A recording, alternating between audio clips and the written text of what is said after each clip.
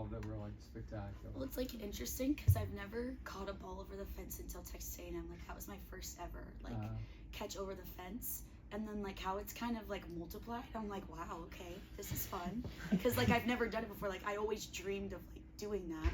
Katie Kister always did all the cool ones, so I was like, I really want one. And then I went to Texas A&M and did the first one, and I like texted Coach Thomas that night, and I was like, hey, like that was my first ever over the fence that I've ever caught. And then it's just kind of like gone from there. But like again, I can't do it without the people next to me because I trust them like with everything in me to know that like they're talking to me, and then I also trust myself to know like the fence is there. Because like if I didn't have Corby in my ear telling me fence, that's a hard catch to make. I can't just do it by myself.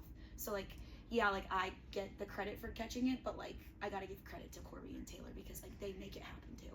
Do you practice scaling the fence for? Can you practice stuff like that? Yeah, like, we practice it all the time. Like Coach Thomas will like be in center field and he'll hit us balls over the wall. And we'll practice, and then we'll yell at each other and all the things. And it's like a competition. They're, so they're pretty rowdy. Yeah. but you, like the infield wishes they were out there with us sometimes. Sometimes. You know where the warning track is. Once you hit the warning track, you know there's a fence. But do you need Corby to tell you fence? Because I mean. Yeah, I mean it's still nice. Like it's like a simultaneous thing. Like she's saying it, but then like I also know too like where I'm at because I count my steps from home or from second base. I have a number I count to like what my home position is on the home field.